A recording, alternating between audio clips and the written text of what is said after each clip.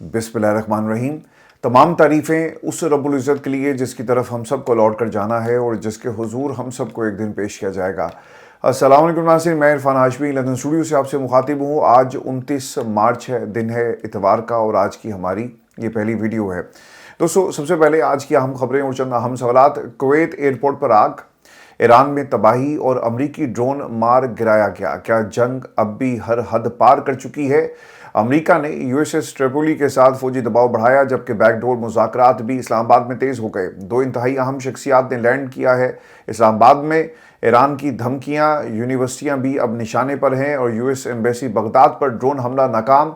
और Donald Trump और Benjamin Netanyahu के खिलाफ अब आवाम सड़कों पर है। अमेरिका की 50 रियासतों में ये एहतजाज इस वक्त जारी है और तल अवीव के अंदर भी आवाम नेतन्याहू के खिलाफ सड़कों में निकल आई। इसकी मुकम्मल तफसील भी दोस्तों आपके सामने रखेंगे। क्या ये जंग हुकूमतें भी हिला देगी? और इसके बाद एक अहम फ़ोन कॉल जो की गई है इस्लामाबाद से ईरान में एक इंतहाई अहम शख्सियत को, इसकी तफसील भी आपके साथ मैं शेयर करूँगा। और फिर कौमी हुकूमत बनाने की तजवीज़ दी गई है अलामा राजा नासिर अब्बास और महमूद खान अचकज़ई की तरफ से। अगर यही करना था तो क्या पाकिस्तान तहरीक इंसाफ को ये जो मेंबरशिप वाला मामला इन्होंने शुरू किया, क्या ये ज़रूरी था? क्या ये वक्त हासिल किया जा रहा है? कौमी हुकूमत बनाने के लिए क्या रास्ता हमवार किया जा रहा है? इन तमाम सवालों को भी जवाब देंगे आपको आज के इस नशिस्त में। लेकिन दोस्तों, प्रोग्राम शुरू करने से पहले मेरी आप तमाम दोस्तों से दरखास्त है कि आप चैनल को ज़रूर सब्सक्राइब करें। 1 मिलियन का टारगेट है by the end of this year, अल्लाह ताला के हुक्म से और आप तमाम दोस्तों के ताउन से हमें से ज़रूर अचीव करेंगे। दोस्तों, सबसे पहले आपको ये खबर दें कि रिपोर्ट्स के मुताबिक ईरान की जानिब से मुबैना तौर पर दागे गए ड्रोन्स कुवैत इंटरनेशनल एयरपोर्ट पर जा गिरे। और फिर क्या हुआ? हर तरफ आग ही आग। फ्यूल टैंक में आग भड़क उठी, रडार सिस्टम शदीद मुतासिर हुआ है और हवाई अड्डा एक जंगी मंजर पेश करने लगा है। कुवैती हुकाम के मुताबिक खुशकिस्मती से कोई जानी नुकसान नहीं हुआ, लेकिन नुकसान सिर्फ इमारतों का नहीं था। ये एक वाज़ेह पैगाम था कि जंग अब सरहदों तक महदूद नहीं रहेगी, बल्कि किसी भी मुल्क तक फैल सकती है। और यही वो लम्हा होता है दोस्तों जब एक इलाकाई जंग आलमी ख़तरा बन जाती है। ईरान के अंदर होने वाली तबाही का ये भी मैं हाल अहवाल आपके सामने रख दूं। और ईरानियन रेड क्रिसेंट सोसाइटी के मुताबिक एक माह में 93,000 सिविलियन इमलाक को निशाना बनाया गया, मुकम्मल तौर पे तबाह हो गई हैं। 71,000 से ज़ायद मकानात ज़मीन बोस हो गए। 20,000 से ज़ायद तजारती मराकज़ तेहरान के अंदर ये मुतासिर हुए हैं और 31,000 से ज़ायद इमारतें तबाह हो गई हैं। और दोस्तों, आपको याद होगा कि जंग से पहले अमरीका का क्या बयान था कि ईरान की क़यादत अपने लोगों का कत्लेआम कर रही है और हम पहुंच रहे हैं, सड़कों पर निकल आओ, इस हुकूमत का तख्ता उलट दो, और मदद पहुंच रही। रज़ा पहलवी के आपको बयानात याद होंगे। लेकिन इन्होंने अपने हाथों से ये जो अदादो शुमार बता रहे हैं, हज़ारों लोगों को शहीद कर दिया, हज़ारों की तादाद में लोग ज़ख्मी हैं और कई उनमें से ऐसे हैं जिनकी हालत बहुत तशवीशनाक बताई जाती है। ये millions and trillions of dollars की जो आपने तबाही ईरान के अंदर, मिडल ईस्ट में बर्पा की और पूरी दुनिया इस वक्त इसकी लपेट में है, तो ये कौन सी ऐसी आप इंसानियत की खिदमत कर रहे थे?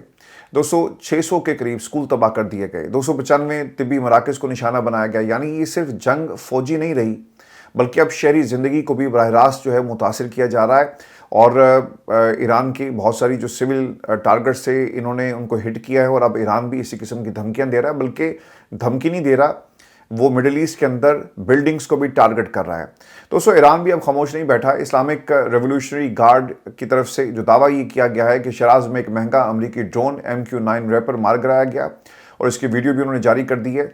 और ना सिर्फ एक ड्रोन गिराया गया, बल्कि अमेरिका की टेक्नोलॉजी और बर्तरी को एक चैलेंज था। ये ड्रोन और टेक्नोलॉजी और F-15, F-35 ये जितने तैयारी कराए जा रहे हैं, अमेरिकन सब ये सोच रहे हैं कि यार, हम ये कहते थे कि इनकी फ़िज़ा में जाएंगे तो हमारे लिए एक आसान टारगेट होगा, लेकिन हमारे जहाज़ों को टारगेट किया जा रहा है। इसका मतलब ये है कि ईरानियन टेक्नोलॉजी जो हीट सिग्नेचर पकड़ रही है इन जहाज़ों की और इनको लॉक कर रही है और इनको कामयाबी से हिट कर रही है। कुछ ऐसा ज़रूर है इनके पास जिसे अमेरिकन टेक्नोलॉजी जो है वो उससे पहले, इस हमले से पहले उसके लिए तैयार नहीं थी। और ये सिर्फ अमेरिका ईरान का मुकाबला नहीं है दोस्तों, बल्कि वेस्ट की टेक्नोलॉजी का ईरान की टेक्नोलॉजी के साथ भी मुकाबला है। आपको याद होगा जब पाकिस्तान के ऊपर हमला किया गया तो उस वक्त भी ये कहा जा रहा था कि ये चाइनीज़ टेक्नोलॉजी एक तरह से वॉर ग्राउंड, एक लेबॉरेटरी बन गई है जहाँ पे इनको टेस्ट किया जा रहा है पाकिस्तान भारत की जंग के दौरान। और चाइनीज़ टेक्नोलॉजी ने جو رشین ٹیکنالوجی تھی نہ صرف اس کو مات دی بلکہ اس کے ساتھ ساتھ فرینچ ٹیکنالوجی کو بھی مات دی، اور ایک طرح سے یہ برتری ہے چائنیز ٹیکنالوجی کی۔ تو یہ جو ڈرونز اور جہازوں کے خلاف کارروائی ہو رہی ہے، یہ صرف کارروائی نہیں ہے بلکہ ویسٹرن ٹیکنالوجی، امریکن ٹیکنالوجی کا مقابلہ ہے ایران کی ٹیکنالوجی کے ساتھ۔ دوستوں میں آپ کو یہ بھی خبر دے دوں کہ پاسداران انقلاب ہر گزرتے لمحے کے ساتھ اور ہر گھنٹہ کوئی نہ کوئی کارروائی مڈل ایسٹ میں یا پھر ان بیسز پہ کی جا رہی ہے جہاں پہ اس وقت امریکن فوجی موجود ہیں، اور امریکہ بھی پیچھے نہیں ہٹ رہا، مذاکرات کی میز ہے، پاکستان کے ذریعے مذاکرات اور پیغام ایران کو بھیجا جا رہا ہے، پاکستان ثالثی کا کردار ادا کر رہا ہے، وہیں پر مکمل تیاری کی جا رہی ہے، اور ایک مکس سگنلز اس وقت ایران کی جنگ کے حوالے سے امریکنز آپ کو دیتے ہوئے نظر آئیں گے۔ اب خبر یہ آ رہی ہے کہ امریکی جنگی جہاز USS ٹریپولی مشرق وسطیٰ پہنچ چکا ہے، جس میں 3500 کے قریب میرینز اور سیلرز ہیں، اور اس کے ساتھ ساتھ جدید جنگی طیارے، مکمل عسکری ساز و سامان بھی ان کے ہمراہ ہے، یعنی پوری تیاری کر کے آ رہے ہیں، اور ممکنہ طور پر اسے مڈل ایسٹ کے اندر تعینات کیا جائے گا، اور یہ بھی ممکن ہے کہ شاید خارج جزیرے کے اوپر یہ اپنی فورسز کو اتاریں۔ لیکن دن میں خبر یہ آ رہی تھی کہ جن میرینز کو انہوں نے اتارنے کی کوشش کی ہے ان کو حراست میں لے لیا گیا، اس وقت ایران نے ان کو گرفتار کر لیا ہے، لیکن سینٹ کام کی طرف سے اس قسم کی کارروائی کی تصدیق یا تردید نہیں کی گئی، مکمل خاموشی ہے۔ دوستو اب سوال یہ ہے کہ یہ کیا ظاہر کرتا ہے؟ ایک طرف مذاکرات کی باتیں، دوسری طرف جنگ کی تیاری، اور یہی ہے امریکہ کی پالیسی۔ ہم نے پچھلے 30 دنوں میں اور اس سے پہلے یہی دیکھا، دباؤ بھی اور ساتھ ساتھ وہ بات چیت بھی کر رہے ہیں۔ ویورز، اسی دوران ایک اہم سفارتی پیش رفت ہوئی ہے۔ اسلام آباد میں ایک بڑی بیٹھک ہے، 2 اہم شخصیات حقان فیدان پہنچ گئے، جبکہ مصر اور سعودی عرب کے وزرائے خارجہ بھی پہنچ رہے ہیں۔ یہ تمام ممالک امریکہ اور ایران کے درمیان مذاکرات شروع کروانے کی کوشش کر رہے ہیں۔ یہاں پاکستان کا کردار بہت اہم ہو گیا ہے۔ اسحاق ڈار نے ایرانی وزیر خارجہ عباس اراغچی سے رابطہ کیا اور واضح پیغام دیا کہ جنگ نہیں، مذاکرات ہی حل ہے، لیکن سوال یہ ہے کہ کیا فریقین واقعی مذاکرات چاہتے ہیں یا صرف وقت حاصل کیا جا رہا ہے؟ دیکھیں، یہ صرف امریکنز کے لیے وقت نہیں ہے بلکہ دوسری طرف بھی آپ نے ان کو موقع نہیں دیا۔ ایران کی اس جو پوزیشن ہے نا اس پوری جنگ میں بہت مضبوط ہے۔ جو دوسری طرف سے امریکنز ہیں وہ آپشنز تلاش کر رہے ہیں کہ کسی طرح سے اس جنگ کو جو ہم نے ان پہ مسلط کی، ہم کچھ حاصل کریں اور اپنے لوگوں کے سامنے جا سکیں۔ اب میں آپ کو آگے چل کے بتاؤں گا کہ اس وقت 2 جگہوں کے اوپر احتجاج ہو رہا ہے۔ امریکہ میں 50 ریاستوں میں کروڑوں کی تعداد میں لوگ جو ہے وہ سڑکوں پر ہیں، اور بتایا جاتا ہے کہ یہ اب تک کا امریکہ کی تاریخ میں سب سے بڑا احتجاج ہے، اور 330 ریلیز ہیں، 50 ریاستیں ہیں، اور یہ لوگ ان کی تعداد اور ان کا مانگنا کیا ہے کہ بادشاہ سلامت، اور بادشاہ سلامت جیسا طرز حکومت ہمیں نہیں چاہیے۔ یہ میں آپ کو آگے چل کے بتاؤں گا۔ لیکن ویورز، جنگ کا اثر صرف اب میدان تک محدود نہیں رہا، پاکستان کی معیشت بھی اس کی اب لپیٹ میں آ چکی ہے۔ اور ویورز، دنیا جہاں پر جنگ کی طرف بڑھ رہی ہے، برطانیہ میں مہنگائی اور اس کے ساتھ ساتھ بے روزگاری میں اضافہ ہوگا۔ 1 لاکھ لوگوں کی نوکریاں اس وقت داؤ پہ لگی ہوئی ہیں۔ نیو جابز کریٹ کرنے کی تو بات بہت دور ہے، لیکن جو پہلے ہی لوگ کام کر رہے تھے شاید ان کی بھی اب جابز ختم ہو جائیں، ہائی اسٹریٹس کے اندر جو کاروبار ہیں وہ بند ہو جائیں، اور کموڈیٹیز اور جو گروسری سپلائی لائن ہے یہ بھی متاثر ہوگی، چونکہ تیل کی قیمتیں اب اوپر جا رہی ہیں۔ پاکستان جیسے ممالک جن کا صرف مانگے تانگے کی حکومت اور مانگے تانگے سے نظام چلتا ہو، تو ہماری تو سر کوئی اکانومی نہیں ہے، معیشت کہیں پہ بھی ہمیں سٹیبل کبھی بھی ان 78 برسوں میں ہوتی ہوئی نظر نہیں آئی۔ ہم نے صرف ادھار پر پاکستان کو چلایا، ہم قرضے کی حکومت، ادھار کی حکومت چلا رہے ہیں، اور پاکستان صرف ڈالر لے کر ثالثی کا کردار یا پھر علاقے کے اندر چودھری بن سکتا ہے، لیکن جو اصل مسئلہ ہے وہ پاکستان کی عوام اور معیشت ہے، جو آج بھی لولی لنگڑی معیشت ہے، اور اس کو چلانے والے بھی وہ آپ کے سامنے ہی کہ کر کیا رہے ہیں، وہ مانگ تانگ کر پاکستان کا جو معیشت کا پہیہ اسے دھکا دے رہے ہیں۔ اب یہ اعداد و شمار ہمیں یہ بتاتے ہیں کہ غیر ملکی سرمایہ کار تیزی سے سرمایہ پاکستان سے نکال رہے ہیں۔ انہوں نے مڈل ایسٹ سے نکال لیا تو پاکستان سے کیوں نہیں نکالیں گے؟ $348 بلین کا انخلا۔ ورز، یہ صرف ایک فگر نہیں ہے، یہ پاکستان کے اوپر عدم اعتماد ہے۔ جب خطے میں جنگ شروع ہو جائے نا تو سرمایہ سب سے پہلے بھاگتا ہے، اور یہی پاکستان کے ساتھ ہو رہا ہے۔ ہمارے وہاں تو جنگ، یہ جو ایران کی جنگ ہے وہ تب شروع ہوئی نا، 30 دن ہو گئے۔ پاکستان تو سر حالت جنگ میں کئی برسوں سے ہے۔ تو آپ جب یہ کہتے ہیں نا کہ پاکستان کے حالات بہتر ہو رہے ہیں، وہ رستو سے پوچھیں اس کو، بلکہ نا سوری ٹو سے میرے سے عمر میں بہت بڑے ہیں، لیکن ان کو کان پکڑوا دینے چاہیے۔ انہوں نے ہمارے ملک کے ساتھ کیا کیا؟ انہوں نے ہماری پاکستان کے بچوں کے مستقبل سے ہی لوگ کھیل رہے ہیں اور جھوٹ بولتے ہیں۔ آپ کو اتنی تکلیف ہوئی کہ آپ نے نسیم شاہ کا کریئر جو ہے وہ ختم کرنے کا سلسلہ شروع کر دیا، اور وہ پروسیس اور باقاعدہ وہ عمل شروع ہو چکا ہے کہ کسی کو کیوں کہا کہ یہ ملکہ رانی ہے، اور ملکہ عالیہ جو ہیں وہ کیوں ان کو اس طرح سے پروٹوکول کیوں دیا جا رہا ہے۔ पाकिस्तान में सर ये झूठ बोलते हैं, ये जो सरमायाकारी जा रही है, एहसन से पूछे सर इकबाल से कि आप तो कहते थे कि पाकिस्तान के हालात जी बेहतर हो रहे हैं, हालात देख लें, मिडिल ईस्ट से पैसा निकल रहा है जहां पर कोई तसव्वुर भी नहीं कर सकता था कि जनाब कभी यहाँ से भी जो इन्वेस्टर है वो किसी दुनिया के और खत्ते में जाकर अपनी इन्वेस्टमेंट को जो है उसके लिए अपॉर्चुनिटी तलाश करेगा। और वो कहते हैं जी पाकिस्तान के हालात जो हैं वो बहुत अच्छे होने हैं। अफगानिस्तान ने भी जी बातचीत का इशारा दे दिया, ये भी मैं आपको खबर दे दूं। और आमिर खान मुत्तकी के मुताबिक पाकिस्तान के साथ मसाइल मुज़ाकरात से हल किए जाएंगे और अफ़गान सरज़मीन पाकिस्तान के ख़िलाफ़ इस्तेमाल नहीं होने दी जाएगी। वैसे ये खत्ते में एक मुस्बत इशारा है, लेकिन क्या ये देर पा होगा? बॉर्डर भी हमने खोल दिया है और आने वाले दिन बताएंगे कि ये फ़ैसला ठीक था या गलत था। दोस्तों अब आते हैं सबसे अहम सवाल पर, जंग कब ख़त्म होगी और अमेरिका में जो मेजर डेवलपमेंट्स हो रही हैं। जेडी वेंस के मुताबिक ट्रंप अभी जंग जारी रखना चाहते हैं, मकसद वाज़ेह है कि ईरान को कमज़ोर करना, लेकिन साथ ही ये भी उन्होंने कह दिया कि अमेरिका जल्द ईरान से निकल जाएगा। जंग भी जारी रखनी है, निकलना भी है, यही वो कन्फ्यूजन है जो इस वक्त अमेरिकी पॉलिसी पे आपको नज़र आएगी और इनके पास ऑप्शन नहीं है।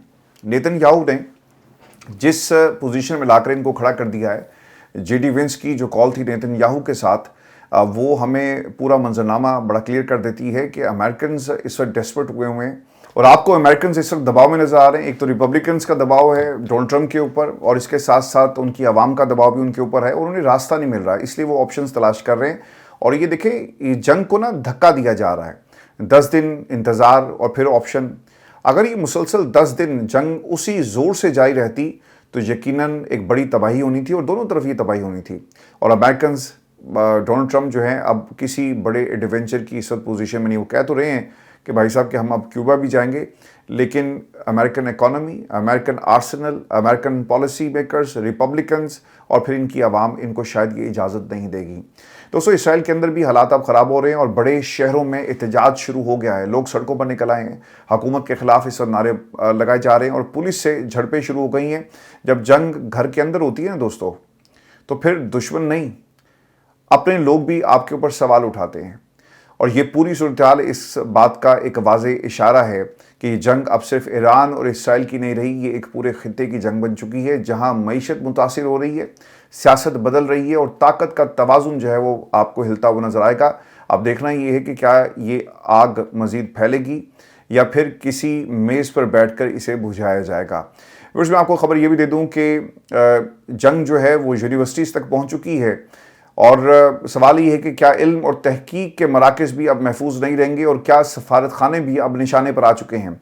वैसे ईरान और अमेरिका इसराइल जंग ने एक नहायत ख़तरनाक रुख इख्तियार कर लिया है। इस्लामिक रेवोल्यूशनरी गार्ड्स यानी पाकिस्तान इनकलाब ने एक ऐसा बयान जारी किया जो इस जंग को एक नई सतह पर ले जाएगा और इस पूरी जंग का आपको नक्शा और जो चेहरा है वो बदलता हुआ नजर आएगा कुछ दिनों में, अगर इसके ऊपर अमल शुरू हो गया। पाकिस्तान इनकलाब की तरफ से ये कहा जा रहा है कि फहान यूनिवर्सिटी ऑफ टेक्नोलॉजी और Iran university of science and technology समेत कई यूनिवर्सिटी और तहकीकी मराकज़ को जानबूझकर निशाना बनाया गया और इसी के जवाब में पाकिस्तान इनकलाब ने साफ अल्फाज में अब ये कहा कि खित्ते में मौजूद इसराइली और अमरीकी यूनिवर्सिटियाँ अब जायज़ अहदाफ हैं।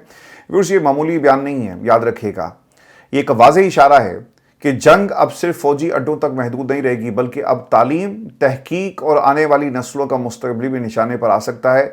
जब जंग यूनिवर्सिटियों तक पहुंच जाती है ना, तो समझ लें कि जंग अपनी हदें अबूर कर चुकी है। इसी दौरान एक और इंतहाई हसास वाक़या पेश आया। यूएस एम्बेसी बगदाद को निशाना बनाने की कोशिश की गई है। रिपोर्ट्स के मुताबिक 2 ड्रोन्स अमरीकी सफारतखाने की तरफ बढ़ रहे थे, लेकिन फ़िज़ाई दिफाई निज़ाम ने इन्हें रास्ते में ही तबाह कर दिया और ये ड्रोन्स बगदाद के उस इलाके के करीब मार गिराए गए जिसे ग्रीन जोन कहा जाता है, जहाँ हुकूमती इदारे और सफाती जो मिशंस हैं मौजूद हैं, बिल्डिंग्स हैं। आज किसी ने कमेंट भी किया हुआ था कि बगदाद के हवाले से आप हमें इंफॉर्मेशन दें कि अमेरिकन वहाँ पे मौजूद हैं कि नहीं। देखिए कुछ रोज़ पहले इन्होंने वहाँ से इनखला तो किया, लेकिन इसके बावजूद अभी भी कुछ अमेरिकन को, कुछ जो इनकी रिज़र्व फोर्स है उसको बगदाद के अंदर रखा गया। ये सारे लोगों को नहीं निकालते रहे। मिडिल ईस्ट के अंदर भी इन्होंने कुछ लोगों को, पहले खबरें ऐसी आई थी कि निकाल लिया, लेकिन अपनी पूरी रिज़र्व फोर्सेस को ये अगर निकाल देंगे तो इसका मतलब ये है कि जंग ख़त्म होगी, तो इराक़ के अंदर अभी भी अमेरिकन मौजूद हैं। दोस्तों इसके साथ जो حملہ ہوا ہے بغداد کے اندر اور سفارت خانوں پہ، پاکستان کے سفارت خانے کے اوپر ایران میں بھی حملہ کیا گیا، تو دنیا میں کہیں پر بھی جہاں جہاں بھی سفارت خانے موجود ہیں اور آپ کو اگر کچھ انفلوئنس اس کا امریکنز کے ساتھ نظر آئے گا یا امریکنز کے وہ دوستوں کے سفارت خانے ہیں تو ان کو ٹارگٹ کیا جا رہا ہے، جیسا کہ کینیڈا کے اندر بھی امریکن سفارت خانے کو ٹارگٹ کیا گیا تھا، اس کے بعد اسے ایک نیشنل ایمرجنسی یا نیشنل جو سیکیورٹی انسیڈنٹ کے طور پہ دیکھا گیا، اس کے بعد انکوائری بھی ہوئی۔ اور اس میں آپ کو امریکہ کے حوالے سے خبر دے دوں، ان کی تقریباً 50 ریاستوں کے اندر اس وقت احتجاج جاری ہے۔ سوال یہ ہے کہ کیا امریکہ میں جمہوریت اب خطرے میں ہے؟ کیا عوام اپنے ہی صدر کے خلاف اٹھ کھڑی ہوئی ہے؟ اور کیا نو کنگز تحریک ایک بڑے سیاسی طوفان کا آغاز ہے؟ ویورز، امریکہ بھر میں ایک غیر معمولی منظر دیکھنے کو ملا اور تمام 50 ریاستوں میں تقریباً 3300 سے زائد مقامات پر لوگ سڑکوں پر نکل آئے ہیں، اور یہ تحریک نو کنگز کے نام سے سامنے آئی، جس کا سیدھا مطلب یہ ہے کہ ہم بادشاہت نہیں مانتے، ہم جمہوریت چاہتے ہیں۔ مظاہرین کے مطابق ڈونلڈ ٹرمپ کی حکومت جمہوری اقدار کو نقصان پہنچا رہی ہے اور اختیارات کا حد سے زیادہ استعمال کیا جا رہا ہے۔ یہ احتجاج کسی ایک مسئلے پر نہیں تھا، بلکہ کئی بڑے مسائل کا ایک مجموعہ تھا۔ بہت ساری چیزیں اب اکٹھی ہو رہی ہیں، ایکیومولیٹ وہاں پہ ہو رہی ہیں۔ سب سے پہلے امیگریشن کریک ڈاؤن بڑی تعداد میں امریکہ کے شہروں میں ہو رہا ہے، جہاں لوگوں کا یہ کہنا ہے کہ آئس کے جو اقدامات ہیں، ان اقدامات نے پورے جو امریکن سوسائٹی ہے اسے نہ صرف اپنی لپیٹ میں لیا بلکہ ایک خوف پھیلایا جا رہا ہے۔ اور دوسرا، ایران کے ساتھ نئی جنگ۔ آپ کے 65% امریکن یہ سمجھتے ہیں کہ ڈونلڈ ٹرمپ کا یہ اپنا ذاتی فیصلہ تھا، یہ بگ بوائے کلب انہوں نے جو بنایا ہوا ہے اور جوش لابی اس کو لیڈ کرتی ہے، یہ ان کے فیصلے تھے جس نے ڈونلڈ ٹرمپ کے اوپر دباؤ ڈالا۔ 40 برسوں میں کوئی ایسا بیوقوف نہیں آیا جو نیتن یاہو جیسوں کے بہکاوے میں آ کر ایران کے اوپر حملہ کرتا۔ ایک آیا، اس نے حملہ کر دیا۔ دیکھیں، یہ جو 65% عوام ہے اب یہ کہہ رہی ہے کہ ایک تو تم نے غلطی کی اور جنگ میں چلے گئے، ہمارے بچوں کو تم نے جنگ میں جھونک دیا، بلکہ عوام کی جیب کے اوپر بھی اس کا ایک برا اثر پڑا ہے۔ تیل مہنگا ہو گیا، خوراک مہنگی ہے، روزمرہ کی چیزیں مزید مہنگی ہو گئی۔ دوستو، یہ صرف کموڈیٹیز، گروسری اور روزمرہ کی چیزوں کا معاملہ نہیں تھا۔ اب خبر یہ آ رہی ہے، واشنگٹن پوسٹ نے اس کو رپورٹ کیا ہے، دنیا کے بہت سارے حصوں میں واشنگٹن پوسٹ جو ہے چونکہ اس کی پیڈ سروس ہے اور یہ خبریں آپ تک پہنچتی نہیں ہیں، میں آپ کے ساتھ شیئر کر دیتا ہوں۔ خبر یہ آ رہی ہے کہ millions of the seniors have suddenly lost health care coverage. Elderly people are forced to hunt for options when Medicare Advantage plans withdraw from the unprofitable markets. سوال سر یہ ہے کہ یہ جو آپ نے ٹریلینز آف ڈالرز اس جنگ میں جھونک دیے، اگر یہی پیسہ آپ اپنی عوام پر خرچ کرتے تو یقیناً یہ آپ کا ووٹ بینک بنتا، لیکن سیاستدان اس طرح سے سوچتا نہیں ہے۔ ان کی فیکٹریز اسلحے کی چلتی رہیں، ان کے جو بگ بوائے کلبس ہیں وہ قائم و دائم رہیں، ان کی اپنی جو سیاسی جو پولیٹیکل لیگیسی ہے اس کو بچانے کے لیے اس قسم کے فیصلے کرتے ہیں۔ ڈونلڈ ٹرمپ نے اپنی پولیٹیکل لیگیسی بنانے کی کوشش کی ہے، لیکن یہ لیگیسی ایک فیلئر کے طور پہ یاد رکھی جائے گی۔ جس طرح نیتن یاہو نے وہ جو بیبی لیکس ہے، اگر آپ اسے جا کر چیک کریں تو وہاں پر بہت سارے ایسے آپ کو ویڈیو کلپس ملیں گے جس میں ڈونلڈ ٹرمپ کا یہ جو دوست ہے نیتن یاہو، وہ کس طرح سے ایک جنگ کا آغاز کر رہا ہے اور اپنے پولیٹیکل کریئر کو بچانے کے لیے، اپنی کرپشن کو چھپانے کے لیے اس نے یہ پورے کا پورا کھیل کھیلا ہے۔ دوستو، اسی وجہ سے صدر ٹرمپ کی مقبولیت میں کمی جو ہے وہ آپ کو امریکنز میں نظر آئے گی، اور حیران کن طور پر ان کے اپنے سپورٹرز بھی اب ان کے ساتھ اختلاف کر رہے ہیں۔ یہ احتجاج صرف امریکہ تک محدود نہیں رہا، بلکہ دنیا کے کم از کم 15 ممالک میں بھی یہ احتجاج پھیل گئے، جہاں لوگوں نے خدشہ ظاہر کیا ہے کہ جنگ عالمی بحران بن سکتی ہے۔ واشنگٹن سے میں آپ کو یہ خبر یہ بھی دے دوں، نیو یارک اور مینیسوٹا میں بڑے جو ہیں وہ اکٹھ ہوئے ہیں، اجتماعات ہوئے ہیں، اور کچھ مقامات پر یہ تاریخ کے سب سے بڑے احتجاج قرار دیے گئے۔ کچھ مظاہرین خوفزدہ بھی تھے، خاص طور پر سرکاری ملازمین جو اپنی شناخت چھپا کر احتجاج میں شریک ہوئے۔ دوسری طرف ریپبلکنز اور خود ٹرمپ نے ان مظاہروں کو مسترد کر دیا اور انہیں مذاق قرار دیا۔ لیکن اصل سوال یہ ہے کہ اگر یہ مذاق ہے تو پھر لاکھوں لوگ سڑکوں پر آخرکار کیسے آ گئے؟ دوستو، یہ احتجاج شاید فوری تبدیلی نہ لائے، لیکن ایک بات اب واضح ہو گئی ہے کہ امریکی معاشرہ تقسیم ہو چکا ہے اور عوام اب خاموش نہیں بیٹھے گی بلکہ اس کا جواب دیا جائے گا۔ دیکھیں، یہی وہ خوف تھا نا ریپبلکنز کو کہ بھئی ہم نے جو کچھ کرنا تھا وہ کر لیا، لیکن الیکشن کے اندر باقی جو کچھ کرنا ہے وہ اب عوام نے کرنا ہے۔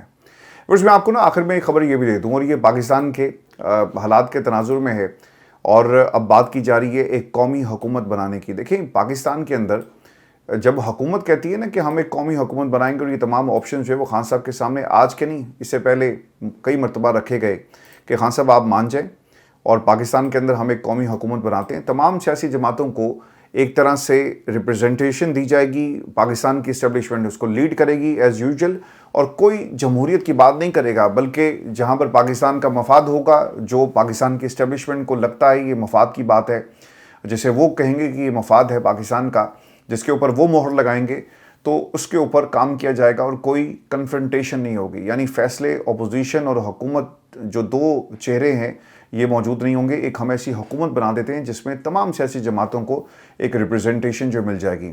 دیکھیں خان صاحب نے نیک نیتی کے ساتھ اچکزئی اور پھر علامہ راجہ ناصر عباس صاحب کو اپوزیشن لیڈر بنایا، لیکن دوستو پچھلے کچھ ہفتوں کی جو ڈیولپمنٹس ہیں، خاص طور پہ وہ جو آخری پیغام تھا نا جس میں سہیل افریدی صاحب نے منہ ادھر کیا ہوا تھا اور ان کے چہرے کے اوپر جو تاثرات تھے وہ بتا رہے تھے کہ وہ ان سے ناراض ہیں، جو ان کے رائٹ سائڈ پہ بیٹھے تھے، اور پھر ان کے جو سامنے بیٹھے تھے سلمان اکرم راجہ صاحب وہ بھی ناراض تھے، ان کے چہرے پہ غصہ بتا رہا تھا کہ کافی زیادہ جو ہیٹڈ ڈیبیٹ ہوئی ہے اس معاملے کو لے کر، تاریخ دینی ہے یا نہیں دینی. اور پھر آپ نے دیکھا کہ ایک سیریز شروع ہو جاتی ہے کہ خان صاحب کی صحت کے معاملے کے اوپر جھوٹ بولا جا رہا ہے اور پروپیگنڈا کیا جا رہا ہے، حالانکہ پاکستان تحریک انصاف خود کہہ رہی تھی اور خبریں بھی آ گئی کہ 85% ان کی نظر جو ہے وہ خراب ہے، اور پھر ان کو گمراہ کیا گیا. خیر جو بھی معاملہ تھا، سوال یہ پیدا ہوتا ہے کہ محمود خان اچکزئی صاحب جنہوں نے کال دینی تھی، جنہوں نے اعلان کرنا ہے کہ ہم چل رہے ہیں اسلام آباد، جنہوں نے راستہ نکالنا تھا عمران خان کے لیے، اب خبر یہ آ رہی ہے کہ یہ قومی حکومت کا مطالبہ کر رہے ہیں. ہم نے حکمرانوں سے بات چیت کی، محمود خان اچکزئی نے وزیر اعظم کو خط بھی لکھا، یہ علامہ راجہ ناصر صاحب کی گفتگو ہے. محمود اچکزئی نے غیر مشروط بات چیت کے آغاز کا کہا، آج تک وزیر اعظم اور اپوزیشن لیڈر کی ملاقات نہیں ہو سکی. پاکستان کو بچانے کے لیے اس وقت بہترین راستہ قومی حکومت ہے. محمود خان اچکزئی نے تمام جماعتوں کو بیٹھ کر اتفاق رائے کا پیغام دیا. محمود خان اچکزئی نے کہا کہ آپ چند نکات پر اتفاق کریں، قائد پاکستان تحریک انصاف محترم عمران خان کو اعتماد میں لینا میرا کام ہے. محمود خان اچکزئی نے کہا کہ قائد پاکستان تحریک انصاف محترم عمران خان کی تائید اور رائے لے آؤں گا. پارلیمانی بالادستی، شفاف انتخابات اور آئینی بالادستی سے متعلق ہم نے مذاکرات کا پیغام بھجوایا. ہم نے کہا کہ قانون کی حکمرانی اور وسائل پر قوموں کا حق تسلیم کیا جائے. اپوزیشن چیمبر میں محمود خان اچکزئی نے حکومتی وفد کا بہتر راستہ نکالنے کا کہا. جو بات چیت ہوئی، ممکن ہے کہ میں غلط ہوں، لیکن حکومتی نمائندے نے بھی بہتری چاہتے ہیں. پیر کے روز اپوزیشن اتحاد تحریک تحفظ پاکستان کا اجلاس طلب کر لیا گیا ہے. ایک بہتر راستہ ہے کہ سیدھی انگلی سے گھی نکالا جائے، قومی حکومت اور بات چیت کے ذریعے ملک کو بحران سے نکالا جائے. پیپلز پارٹی، نون لیگ، فضل الرحمان اور دیگر جماعتیں مل کر آئینی بالادستی پر اتفاق کریں.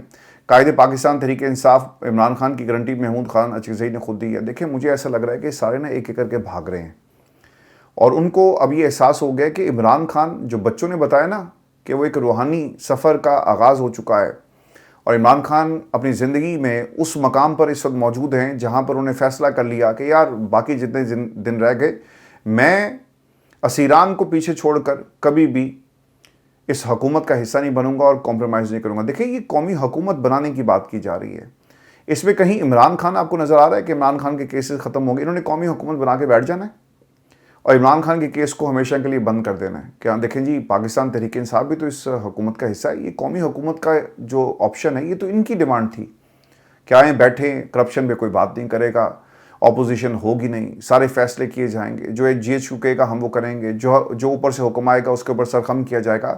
یہ قومی حکومت بنا کر عمران خان کو پورے سیاسی منظرنامے سے ایلیمنیٹ کر دیں گے، اور پھر دیکھیں پورا پاکستان کی تمام سیاسی جماعتیں اکٹھی ہو کر یہ فیصلہ کر لیں کہ ہم نے اگلے 20 سال پاکستان میں الیکشن نہیں ہونے دے رہے ہیں اور قومی حکومت کا سیٹ اپ چلے گا.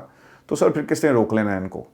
اور پاکستان کی عوام کے ہاتھ کچھ نہیں آئے گا. تو یہ سر ایک ٹریپ ہے، اور اس میں جب تک عمران خان کی رہائی کی بات نہ ہونا، چاہے آپ قومی حکومت بنائیں، چاہے آپ سپر قومی حکومت بنائیں، چاہے آپ مارشل لا لگا دیں، چاہے آپ پاکستان میں نون لیگ کی حکومت لیں، 2 پارٹی سسٹم لیں، جو آپ نے کرنا ہے آپ کر لیں، پریزیڈنشل سسٹم آپ اناؤنس کر دیں، وہ قابل قبول نہیں ہے. آپ نے جو کرنا ہے آپ کرتے رہیں. عمران خان کہاں ہے اس پوری بات کے اندر؟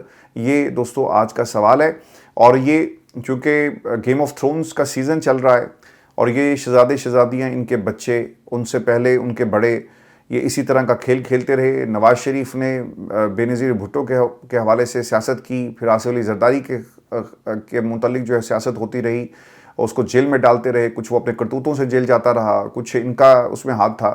تو یہ سیاستدان یہ سب کچھ کرتے رہے. اب یہ جو ہاؤس آف شریف ہے نا، اس میں ایک ٹوسٹ سر یہ آیا ہے کہ وہاں پر بھی باقاعدہ طور پر اب لڑائی شروع ہو گئی. لڑائی تو پہلے بھی تھی خیر, لیکن اب خبر یہ آ رہی ہے, نجم سیٹھی صاحب نے خبر دی ہے, کیونکہ نجم سیٹھی جو ہیں وہ ان کے بہت زیادہ قریب ہیں اور مریم کیمپ کے زیادہ قریب پائے جاتے ہیں. اب خبر وہاں سے یہ آ رہی ہے کہ حمزہ شہباز کہہ رہے ہیں کہ مجھے پنجاب کا صدر بنایا جائے تاکہ کل کو مریم نواز جاتی ہے اوپر تو پنجاب میرے, یعنی I want all the power میرے پاس ہو.